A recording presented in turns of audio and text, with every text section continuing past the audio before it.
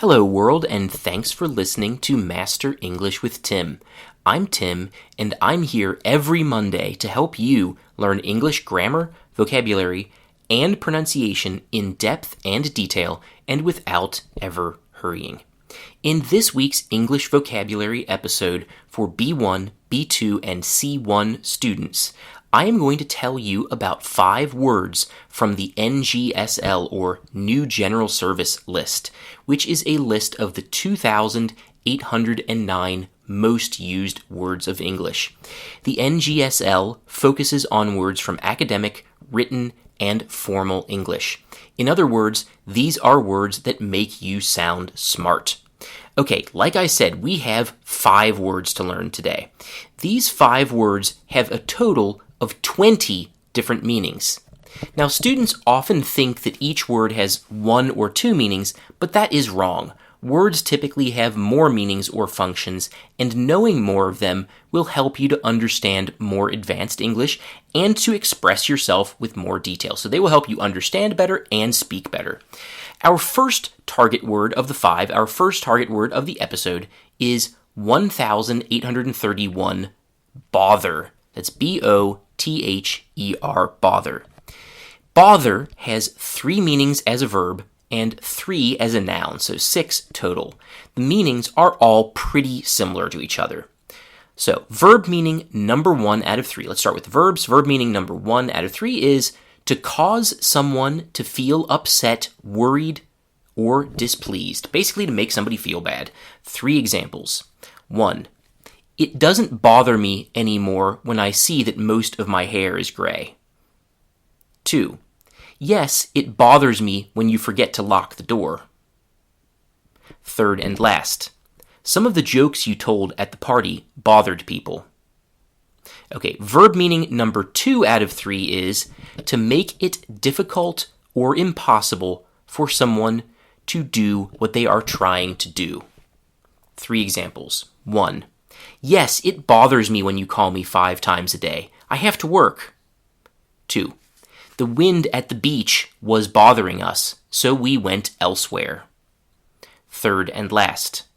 I'm sorry to bother you while you're working, but the building is on fire and we must leave now or we'll die. The 3rd and last verb meaning out of 3 is to make an additional effort to do something. To make an additional effort to do something. So, and in this meaning, we almost always use with not. So, don't bother to do something, hasn't bothered to do something, never bothered to do something, and so on. 3 examples. 1. I can see that once again you didn't bother to take out the garbage. 2. Don't bother to watch the second movie in the series. It's not as good as the first one. 3rd and last.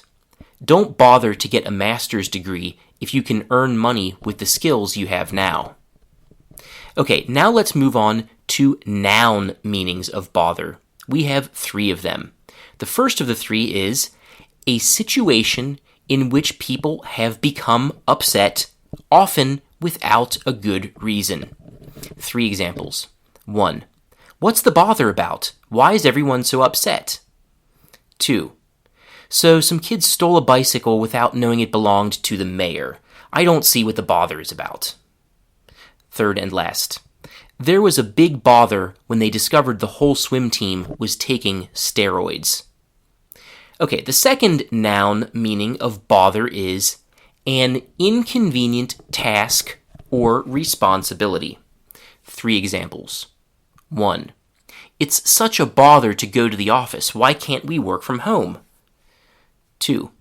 I know that picking me up from the airport near midnight has to be a bother for you. 3rd and last. When you work 50 hours a week, you have no time, and doing even simple things like washing the dishes becomes such a bother. The 3rd and last noun meaning of bother is a situation in which people become excited, often without good reason. 3 examples. 1. Less than 1% of cars are electric. I don't understand why there is such a big bother about them. 2. What's the big bother about modern art? Why would anyone pay $1 million for a painting of a black square? Third and last, In our small town, people only eat burgers, so there was quite a bother when a Chinese restaurant opened for the first time. Alright, now we are done with the verb and noun bother. Let's now focus on another word. That word is initiate. That's I-N-I-T-I-A-T-E. Initiate. If you initiate a process, you start that process. If you initiate a conversation, you are the first person to start talking. If you initiate a project, the project was your idea, and you made the first steps to making the project a reality. Initiate is not our next target word from the NGSL, but it is the base of word 1832 from the NGSL, which is the noun initiative. That's I-N-I-T-I-A-T-I-V-E. Initiative. Similar to the verb initiate, the noun initiative has meanings that are connected with starting something. In fact, initiative has 3 meanings. The first of the 3 meanings is a decision to take the first step or action. And in this first meaning, initiative is used with the verb take. So if you take the initiative, you do something first. 3 examples. 1. One needs to take the initiative at work if one wants to get a raise. 2. As soon as you get an idea for a new book, don't wait. Take the initiative and start writing. 3rd and last. If you want to have more friends, you need to take the initiative instead of waiting for others to talk to you first. Okay, the second meaning of initiative is the desire and ability to find and complete work without being told to by a boss. 4 examples. 1. Your employees will have more initiative if you pay them more. 2. She completely lacks initiative. She sits on the couch and plays PlayStation all day and does nothing else. 3. You have shown a lot of not just initiative, but also organization since you started working here, so we're offering you a raise and promotion. 4th and last. A lot of people have great ideas for books they want to write, but few people have the initiative to sit down and actually write them. Okay, the third and last meaning of initiative is a plan to do something big and important. 3 examples. 1. I hope the initiative to build a high-speed train system for our city succeeds. 2. Who knows if the government's initiative to bring a person to Mars will ever succeed? 3rd and last. The city government has approved an initiative to raise children's reading and math scores in school by 10% in just 2 years. Okay, before we move on to our next word, I need to ask for your help. This podcast is completely free. The thing that makes me want to make more and better episodes is not money, but it's when more people listen to this podcast. Whenever I open my control board and see that lots of people have been listening, it makes me know that I should continue. And so there are 2 things you can do to help. One thing that you can do to help this podcast is to tell your friends and colleagues about Master English with Tim, for example, by posting on Facebook or social media or sharing on WhatsApp or whatever chat application you use.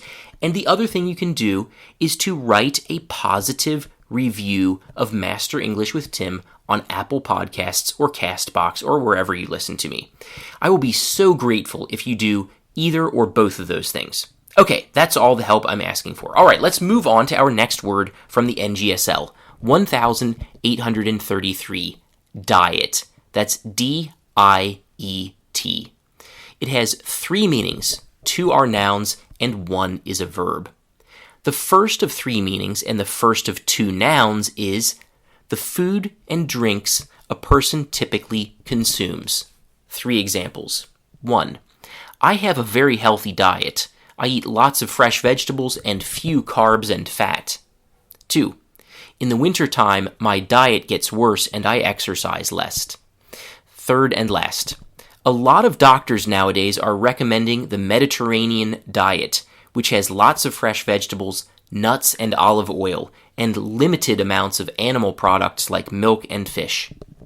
Okay, the second of three meanings and the last noun is the practice of eating foods of only a certain type and quantity, often in order to lose weight.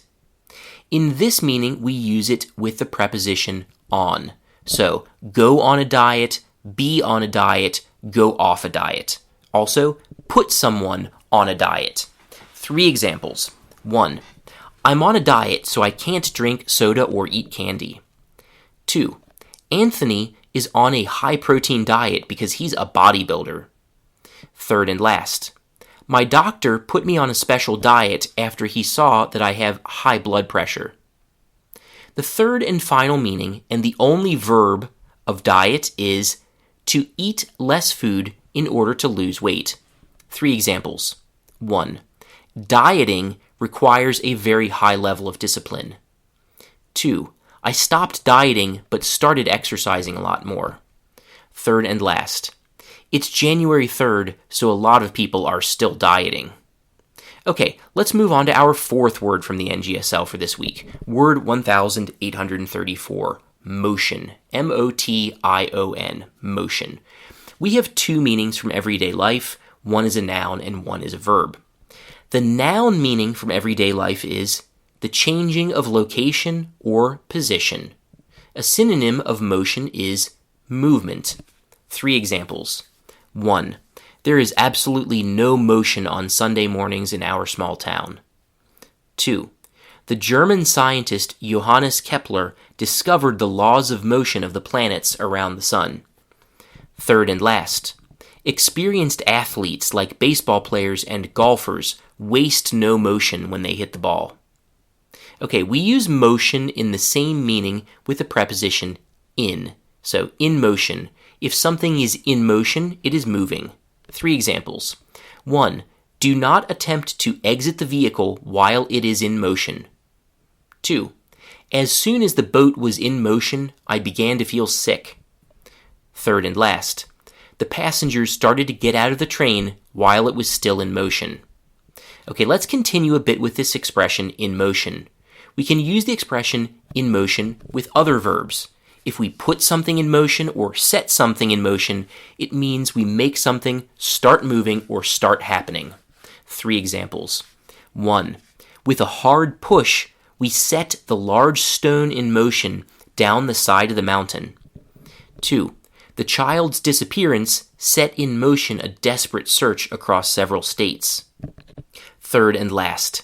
The invention of agriculture several thousand years ago put in motion dramatic changes to people's lifestyles. Okay, now let's look at the second meaning of motion, which is as a verb. If you motion to someone to do something, it means that you gesture to someone to indicate that they should do something. 3 examples. 1. She motioned to me to come closer to her. 2. All of the salespeople in the market motioned to me to look at their goods. Third and last. The boss motioned to us to listen to him as his presentation was going to begin soon. Okay, that's all for motion in everyday life. We can also use motion as both a verb and a noun in legal English. The verb meaning is to formally request that a judge make a procedural decision in a court case. 1. I motion to call a witness to testify. 2. The defense made a motion to dismiss the case. Third and last. The prosecution motioned to delay the start of the case while evidence was being collected. The noun meaning is a formal request that a judge make a procedural decision in a court case. 3 examples. 1. The defense made a motion to dismiss the case. 2. The defense made a motion to strike a witness's testimony from the record. Third and last. The prosecution made a motion to delay the start of the case while evidence was being collected. Okay, now we're ready for our last NGSL word of this episode. It is 1835, gray. It has 2 meanings as an adjective and 1 as a verb. The first adjective meaning of gray is the color that is a mix of black and white. 3 examples. 1. All the leaves are brown and the sky is gray. 2. All of her hair went gray in less than a year. Third and last. The gray water that comes out of the washing machine smells awful. The second adjective meaning of gray is uninteresting and sad. 3 examples. 1. What a gray town we live in. I wish our lives were different. 2. Tom led a gray, boring life until he met a woman from the tropics. Third and last. Another gray Sunday, another action movie watched in a sports bar. What a life. Okay, the third and last meaning of gray, which is a verb, is to become gray. We use this meaning specifically when talking about hair. 3 examples. 1. My hair started to gray when I was just 25. 2. Our hair is graying from stress and boredom. Third and last. When blonde people's hair grays, it isn't as obvious. Okay, that's all for this week, everyone. Thank you so much for listening, and I will see you all next Monday.